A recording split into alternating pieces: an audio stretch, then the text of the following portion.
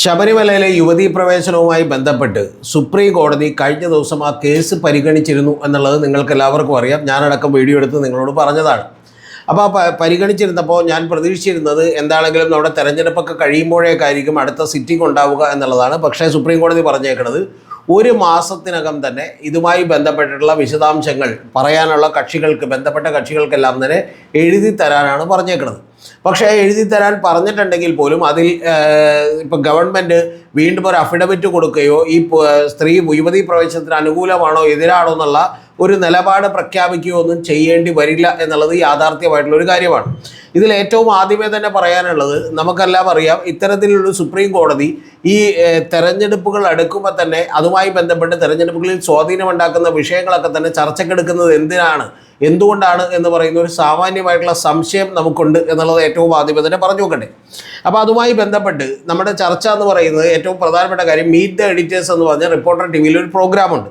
അത് വളരെ വിപ്ലവകരമായ മാറ്റമുണ്ടാക്കിയിട്ടുള്ള ഒരു പ്രോഗ്രാമാണ് എന്നുള്ളത് നിങ്ങൾക്ക് എല്ലാവർക്കും അറിയാം. കാരണം റിപ്പോർട്ടർ ചാനലിൽ റീലോഞ്ച് ചെയ്തപ്പോൾ സാധാരണ അതിൻ്റെ എഡിറ്റേഴ്സോ ഒന്നും തന്നെ വന്ന് എഡിറ്റോറിയൽ ബോർഡിലുള്ള ആളുകൾ തന്നെ വന്ന് പ്രകടമായ രാഷ്ട്രീയം പറയാറില്ല. അതുകൊണ്ട് തന്നെ അവരെല്ലാം തന്നെ നിഷ്പക്ഷരാണ് എന്ന് പറഞ്ഞ് നിൽക്കുകയാണ് പലപ്പോഴും ചെയ്തിട്ടുള്ളത്. ഞാനിപ്പോൾ നേരത്തെ മന്ത്രിയായിരുന്ന സുനിൽ കുമാറൊക്കെ തന്നെ എന്നോട് ചോദിച്ചിട്ടുണ്ട്, എന്തൊരു അബദ്ധമാണ് ഇവർ ഈ കാണിക്കുന്നത് എന്ന് എന്നോട് ചോദിച്ചിട്ടുണ്ട്. അതായത് മീറ്റ് ദ എഡിറ്റേഴ്സിൽ ഇങ്ങനെ വന്നിരുന്ന അഭിപ്രായം പറയുമ്പോൾ ഓരോരുത്തർക്കും ഓരോ ചായ്വുണ്ട് എന്ന് തോന്നില്ലേ എന്നൊക്കെ ചോദിച്ചിട്ടുണ്ട്. പക്ഷേ എങ്കിലും ആ പ്രോഗ്രാം ഏറ്റവും ആദ്യം ഉണ്ണി ബാലകൃഷ്ണനും അതുപോലെ എം പി നികേഷ് കുമാറും അരുൺകുമാറും ഒക്കെ ഇരുന്നിട്ടുള്ള പ്രോഗ്രാം അത് ഗംഭീരമായിരുന്നു. കാരണം ഒരു വിഷയത്തിൻ്റെ വിവിധ വശങ്ങളെക്കുറിച്ച് നമുക്ക് മനസ്സിലാക്കാൻ അത് പലപ്പോഴും ഉപകരിച്ചിരുന്നു എന്നുള്ളത് ഒരു യാഥാർത്ഥ്യമാണ്. അതുകൊണ്ട് തന്നെ മലയാളത്തിൽ അപൂർവം ചില പ്രോഗ്രാമുകൾ മാത്രമേ ഞാൻ സ്ഥിരമായി കാണണം എന്ന് വിചാരിച്ചിട്ടുള്ളൂ. അതിലൊരു പ്രോഗ്രാമാണ് യഥാർത്ഥത്തിൽ മീറ്റ് ദ എഡിറ്റേഴ്സ് എന്ന് പറയുന്നത്.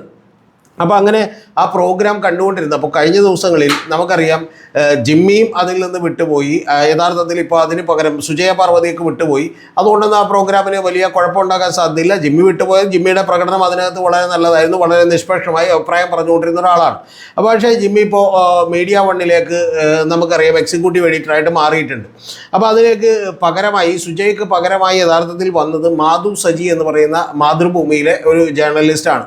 അവർ വളരെ നന്നായി ചർച്ചകളൊക്കെ നയിച്ചുകൊണ്ടിരുന്ന ജേർണലിസ്റ്റാണ്. ചില സമയത്തൊക്കെ വളരെ അപക്വമായിട്ടുള്ള ചില കാര്യങ്ങളൊക്കെ പറയാറുണ്ട് എങ്കിൽ പോലും വളരെ നന്നായി ചർച്ചകളൊക്കെ നയിച്ചുകൊണ്ടിരുന്ന എനിക്ക് ബഹുമാനമുള്ള ആളുകളാണ്. അതുകൊണ്ട് തന്നെ ഞാൻ അവരെക്കുറിച്ച് ഈ വിമർശനം ഉന്നയിക്കുമ്പോൾ എനിക്ക് ആദ്യമേ തന്നെ പ്രേക്ഷകരോട് പറയാനുള്ളത്, ഈ വീഡിയോയുടെ താഴെ വന്ന് വളരെ മോശപ്പെട്ട രീതിയിലുള്ള കമൻറ്റുകളൊന്നും ഇടരുത് എന്നുള്ളതാണ്.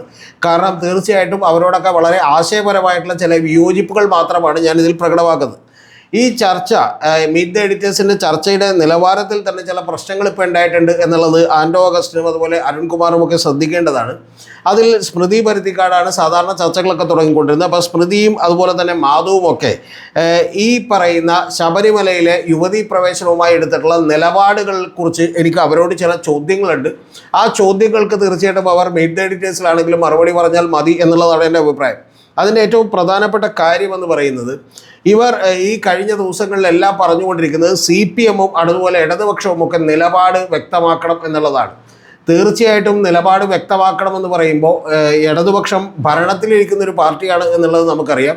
ഭരണത്തിലില്ലെന്നുണ്ടെങ്കിൽ നമുക്ക് എന്ത് ചെയ്യാം, വായി തോന്നിയ അഭിപ്രായമൊക്കെ പറയാം. പക്ഷെ ഭരണത്തിലുണ്ടെന്നുണ്ടെങ്കിൽ ഉറപ്പായിട്ടും സുപ്രീം കോടതി വിധിയെ മാനിക്കുകയല്ലാതെ വേറെ വഴിയൊന്നുമില്ല. സുപ്രീം കോടതി വിധി എന്ന് പറഞ്ഞിട്ടുണ്ടെങ്കിൽ ഇപ്പോൾ അവിടെ യുവതികൾക്ക് പ്രവേശനമാകാം എന്നുള്ളതാണ്. എന്ന് പറഞ്ഞാൽ CPM-ൻ്റെ നിലപാടും അതിന് അനുകൂലമായിരുന്നു. കാരണം ഒരു ജെൻഡർ ഈക്വാലിറ്റി, തുല്യത പുലർത്തിക്കൊണ്ടുള്ള നിലപാടാണ് CPM ആ കാര്യത്തിൽ ആദ്യം എടുത്തിരുന്നത് എന്നുള്ളത് വാസ്തവമാണ്.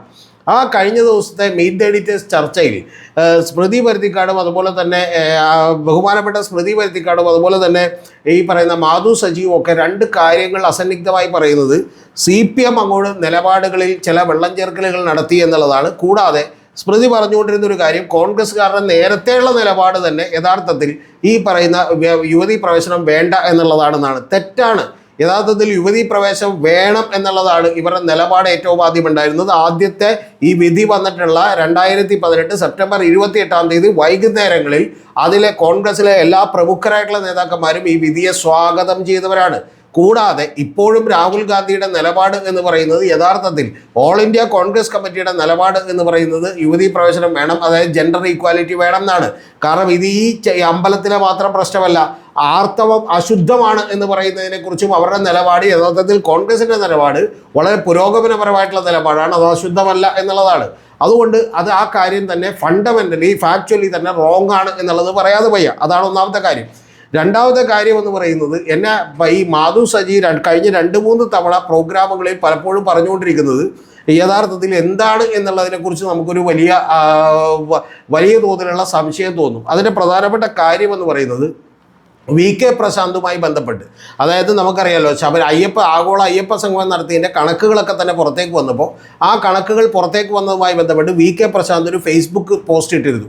ആ ഫേസ്ബുക്ക് പോസ്റ്റ് ഇട്ടപ്പോൾ മാധു സജി അതിൽ പറഞ്ഞുകൊണ്ടിരിക്കുന്ന ഒരു കാര്യം, ആ ഫേസ്ബുക്ക് പോസ്റ്റ് ഒരു ക്ലാരിറ്റി ഇല്ല എന്നുള്ളതാണ് പറയുന്നത്. ഫേസ്ബുക്ക് പോസ്റ്റിൽ വളരെ കൃത്യമായിട്ടുള്ള ക്ലാരിറ്റി ഉണ്ടായിരുന്നു. കാരണം ഏതാണ്ട് 5 കോടി രൂപയിൽ താഴെ മാത്രമേ ചിലവായിട്ടുള്ളൂ എന്നുള്ളതാണ് വളരെ കൃത്യമായി അതിൽ VK പ്രശാന്ത് പറഞ്ഞിട്ടുള്ളത്. ഈ റിപ്പോർട്ട് ആരാണ് ഹൈക്കോടതിയിൽ കൊടുത്തത് എന്ന് പോലും അറിയില്ല. കാരണം ഇതിനു മുമ്പ് തന്നെ ഇത്തരത്തിലുള്ള ഒരു കണക്കുകൾ കൊടുത്തിരുന്നു. അതുകൊണ്ട് തന്നെ ഈ കണക്കുകൾ കൊടുത്തേക്കുന്നത് തെറ്റാണ് എന്നുള്ളതാണ് ക്ലാരിറ്റിയോടുകൂടി VK പ്രശാന്ത് പറഞ്ഞത്. നമുക്കിപ്പോൾ VK പ്രശാന്തിനെ അനുകൂലിക്കാം, പ്രതികൂലിക്കാം. എന്നെ സ്ഥിരമായി കേൾക്കുന്ന പ്രേക്ഷകർക്കൊക്കെ അറിയാം, ഞാനൊരു പക്ഷം പിടിച്ചുകൊണ്ട് മാത്രം സംസാരിക്കുന്ന ഒരാളല്ല. പക്ഷേ ആ ഫേസ്ബുക്ക് പോസ്റ്റ് ഞാനിപ്പോൾ ഇവിടെ വീണ്ടും വായിക്കുന്നില്ല, VK പ്രശാന്തിൻ്റെ ഇതിൽ ആ പോസ്റ്റ് ഇപ്പോഴും കിടക്കുന്നുണ്ട്. അതിൽ കൃത്യമായ ക്ലാരിറ്റി ഉണ്ടായിരുന്നു. പക്ഷേ മാധു പറയുന്നത് അതിനകത്ത് യാതൊരു ക്ലാരിറ്റിയും ഇല്ല എന്നുള്ളതാണ്. അതിനുശേഷം മാധു പറയുന്ന അടുത്ത വാചകം എന്നെ ഞെട്ടിച്ചു. മാധു പറയുന്ന ഒരു വാചകം, ഈ VK പ്രശാന്തിൻ്റെ FB പോസ്റ്റിൽ ക്ലാരിറ്റി ഇല്ല എന്ന് പറഞ്ഞു. അതിനുശേഷം യഥാർത്ഥത്തിൽ അരുൺകുമാർ ആ ചർച്ചയുടെ അവസാനം പറയുന്നുണ്ട്, ഇവർക്ക് ക്ലാരിറ്റി ഉണ്ടാക്കാൻ ആർക്കും പറ്റൂല എന്നുള്ളത് പറയുന്നുണ്ട്. അതിനുശേഷം യഥാർത്ഥത്തിൽ മാധു സജി പറയുന്ന അടുത്തൊരു വാചകമാണ് എന്നെ ഞെട്ടിച്ചത്. അത് ഊരാളുങ്കൽ ലേബർ സൊസൈറ്റി എന്ന് പറയുന്ന സൊസൈറ്റി, ആ സൊസൈറ്റിയെക്കുറിച്ചൊക്കെ ഞാൻ വിശദമായി വീഡിയോ മറുനാടൻ എൻ്റെ ചാനലിൽ തന്നെ ചെയ്തിട്ടുണ്ട്. അതുകൊണ്ട് അതിൻ്റെ ഡീറ്റെയിൽസിലേക്കൊന്നും ഞാൻ കിടക്കത്തില്ല.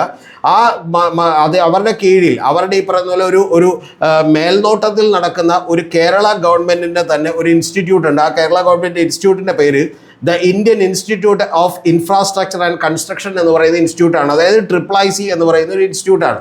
അത് Kerala academy four skill excellence, അതായത് കേസിൻ്റെ കീഴിൽ വരുന്നൊരു ഇൻസ്റ്റിറ്റ്യൂട്ടാണ്.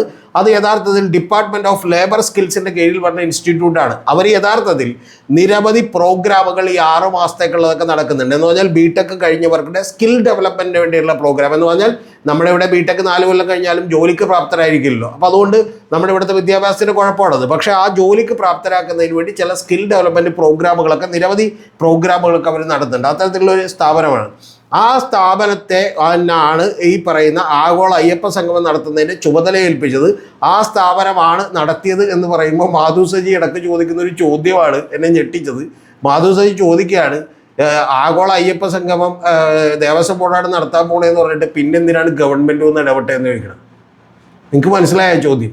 അതായത് ആഗോള അയ്യപ്പ സംഗമം ദേവസ്വം ബോർഡ് നടത്തണമെന്ന് വെച്ചാൽ ദേവസ്വം ബോർഡ് VK പ്രശാന്തും ഡയറക്ടർ ബോർഡ് അംഗങ്ങളൊക്കെ കൂടി എല്ലാം എന്ത് ചെയ്യണം, പന്തൽ കെട്ടണം, അവരൊക്കെ കൂടി തന്നെ എന്ത് ചെയ്യണം, കരിക്ക് വെട്ടണം, എന്നിട്ട് അതിഥികൾക്ക് കൊടുക്കണം എന്നുള്ളതാണോ മാധു സജി പറഞ്ഞു തന്നെ? തീർച്ചയായിട്ടും അവിടെ ഊരാളുങ്കൽ ലേബർ സൊസൈറ്റി എന്ന് പറയുന്ന ഒരു കോൺട്രാക്ട് സൊസൈറ്റിക്ക് കൊടുത്തു എന്ന് പറഞ്ഞപ്പോൾ അതിനെ ഗണ്ണിച്ചുകൊണ്ട് പറഞ്ഞത് അതല്ല ചെയ്തത്. പകരം ഊരാളുങ്കൽ ലേബർ സൊസൈറ്റിയുടെ കീഴിൽ അവരുടെ മേൽനോട്ടത്തിൽ മാത്രം വർക്ക് ചെയ്യുന്ന IIIC എന്ന് പറയുന്ന ഒരു ഇൻസ്റ്റിറ്റ്യൂട്ടിനെയാണ് ഏൽപ്പിച്ചത്. അത് സംസ്ഥാന സർക്കാരിൻ്റെ തന്നെ സ്ഥാപനമാണ്. അതുകൊണ്ട് അതിനകത്ത് യാതൊരുവിധ ക്രമക്കേടും നമുക്ക് ആരോപിക്കാൻ കഴിയില്ല. കാരണം സംസ്ഥാന സർക്കാരിൻ്റെ സ്ഥാപനമാകുമ്പോൾ ഇനിയിപ്പോൾ കൂടുതൽ കാശ് സംസ്ഥാന സർക്കാരിൻ്റെ സ്ഥാപനത്തിന് കൊടുത്താലും ആ സ്ഥാപനത്തിൻ്റെ ബാലൻസ് ഷീറ്റിൽ തന്നെയല്ലേ വരുള്ളൂ. അല്ലാതെ ഒരു പ്രൈവറ്റ് പാർട്ടിക്ക് കൊടുത്താലല്ലേ അത് പ്രശ്നമാവുള്ളൂ എന്ന് ചോദിക്കുമ്പോൾ മാധു സജി പറയുന്നത് പ്രധാനപ്പെട്ട കാര്യം, അതെന്തിനാണ് സർക്കാർ ദേവസ്വം ബോർഡ് എന്ത് ചെയ്യണം, നടത്തണമെന്ന് പറഞ്ഞാൽ ദേവസ്വം ബോർഡ് നടത്തണം, പിന്നെ അവിടെ എന്തിനാണ് സർക്കാർ വന്ന് ഇടപെട്ടതെന്നാണ്. ഇത്ര ബാലിശമായിട്ടുള്ള വാദങ്ങളാണ് മാധു സജിയൊക്കെ ഉന്നയിക്കുന്നത് എന്നുള്ളത് എനിക്ക് മനസ്സിലാകുന്നില്ല. ഇനി ഏറ്റവും പ്രധാനപ്പെട്ട കാര്യത്തിലേക്ക് ഞാൻ പറഞ്ഞില്ല. ആ പ്രധാനപ്പെട്ട കാര്യം, ഈ സ്മൃതി പരുത്തിക്കാടും ഇവരും പറയുന്ന 2 കാര്യങ്ങൾ എന്ന് പറയുന്നത് ഗവൺമെൻറ്റും അതുപോലെ CPM നിലപാട് വ്യക്തമാക്കണം എന്നുള്ളതാണ്. ഞാൻ തിരിച്ച് നിങ്ങളോട് ചോദിക്കുന്നു, CPM നിലപാട് മാറ്റി എന്ന് തന്നെ വിചാരിക്കുക. മാറ്റാനാണ് എല്ലാ സാധ്യതയും. കാരണം മാറ്റും എന്നുള്ളത് ഏതാണ്ട് കൃത്യമായിട്ടുണ്ട്. കാരണം അതിനുശേഷം ഏതെങ്കിലും സ്ത്രീകൾ അവിടെ പോകണം എന്ന് പറഞ്ഞാൽ പോലും അങ്ങനെയൊന്നും കയറാൻ പറ്റൂല, നടത്താൻ പറ്റൂല എന്നുള്ളത് തന്നെയാണ് ഈ പറഞ്ഞ പോലെ ദേവസ്വം ബോർഡ് മന്ത്രി അടക്കമുള്ള VN വാസവൻ അടക്കമുള്ള ആളുകൾ പറഞ്ഞുകൊണ്ടിരിക്കുന്നത്. മാറ്റമില്ലാത്തത് മാറ്റത്തിന് മാത്രമാണ് എന്നുള്ളത് യഥാർത്ഥത്തിൽ ഗോവിന്ദൻ മാഷ് പറയുന്നതിലൂടെയും ഈ നിലപാടിൽ മാറ്റം വരും. കാരണം അവിടെ ആചാരങ്ങൾ പാലിക്കപ്പെടട്ടെ, യുവതികൾ കയറേണ്ടതില്ല എന്ന് പറയുന്ന ഒരു തീരുമാനത്തിലേക്ക് എത്താനുള്ള എല്ലാ സാധ്യതയുണ്ട്. പക്ഷേ എൻ്റെ പ്രധാനപ്പെട്ട പ്രശ്നം, നേരത്തെ ഈ സ്മൃതി പരുത്തിക്കാടും അതുപോലെ മാധുവുമൊക്കെ പറഞ്ഞുകൊണ്ടിരിക്കുന്നതിലെ വ്യംഗ്യമായിട്ടുള്ള ഒരു അർത്ഥമെന്ന് പറയുന്നത്, പ്രത്യേകിച്ചും അതിൽ മാധുവല്ല സ്മൃതി പോലും പറഞ്ഞുകൊണ്ടിരിക്കുന്ന ഒരു അർത്ഥമെന്ന് പറയുന്നത്, ഇതിൽ യഥാർത്ഥത്തിൽ നിലപാടെടുക്കേണ്ടത് CPM മാത്രമാണെന്നാണ്. അപ്പോൾ ഈ ഈക്വാലിറ്റിയുടെ കാര്യത്തിൽ നിലപാടെടുക്കാത്ത കോൺഗ്രസിനോട് നമുക്കൊരു വിരോധം വേണ്ടേ? അതെന്താ നിങ്ങൾക്കില്ലാത്തത്? ഞാൻ ചോദിക്കുന്നത് ഈക്വാലിറ്റിയുടെ കാര്യത്തിൽ ഒക്കെ 48 മണിക്കൂറിനകം ഈ നാമജപ ഘോഷയാത്രയൊക്കെ നടത്തി കഴിഞ്ഞപ്പോൾ ഈക്വാലിറ്റിയുടെ കാര്യത്തിൽ നിലപാടുകൾ മാറ്റിയിട്ടുള്ള മലക്കം മറിഞ്ഞിട്ടുള്ള UDF-നോടും അതുപോലെ കോൺഗ്രസിനോടും നമുക്ക് ആ ചോദ്യം വേണ്ടേ? ഒന്ന്. രണ്ടാമത്തത്, ഈ പറയുന്ന യുവതീ പ്രവേശനം വേണമെന്ന് പറഞ്ഞ് ലേഖനങ്ങൾ എഴുതിയിട്ടുള്ള O രാജഗോപാലിനും അതിനെ സ്വിതിയെ സ്വാഗതം ചെയ്ത K സുരേന്ദ്രനും BJP-യും നിങ്ങളൊക്കെ എന്തുകൊണ്ടാണ് 48 മണിക്കൂറിനകം മലക്കം പറഞ്ഞത് ഇതൊരു സുവർണാവസരമായി കാണുന്നത് എന്തുകൊണ്ടാണ് എന്ന് പറയുന്ന ചോദ്യത്തിന് ഉത്തരം വേണ്ടേ? ഇതെല്ലാം കഴിഞ്ഞിട്ടല്ലേ ഒരു 2 കൊല്ലം അല്ലെങ്കിൽ 3 കൊല്ലമെങ്കിലും സ്വന്തം നിലപാടിൽ പിടിച്ചു നിൽക്കുകയും ഒരു പൊളിറ്റിക്കൽ പാർട്ടി എന്നുള്ള നിലക്ക് ഒരു ഇലക്ഷനൊക്കെ പങ്കെടുക്കുന്ന ഒരു പാർട്ടി എന്നുള്ള നിലക്ക് തീർച്ചയായിട്ടും ഈ പറഞ്ഞ ഇലക്ട്രൽ പൊളിറ്റിക്സ് വളരെ ഇമ്പോർട്ടൻ്റ് ആണെന്ന് അറിയുന്ന ഒരു പാർട്ടിക്ക് മാറേണ്ടി വരുന്ന ഒരു ഗതികേടിലേക്ക് കേരളീയ സമൂഹം പോയി എന്നുള്ളതും നിങ്ങളെ വേദനിപ്പിക്കണ്ടേ? അപ്പോൾ അതിന് ഏറ്റവും ആദ്യം എന്ത് ചെയ്യണം?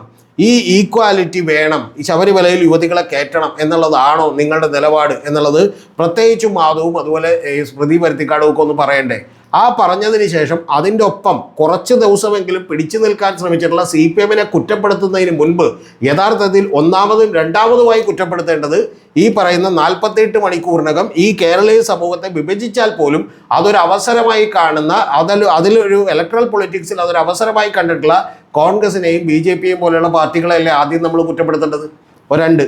ഇനി മൂന്നാമത്തൊരു കാര്യം, ഇപ്പം പോലും പ്രതിപക്ഷ നേതാവായിട്ടുള്ള VD സതീശനും അതുപോലെ നിരവധി ആളുകളും പറഞ്ഞുകൊണ്ടിരിക്കുന്നത് എന്താണ്?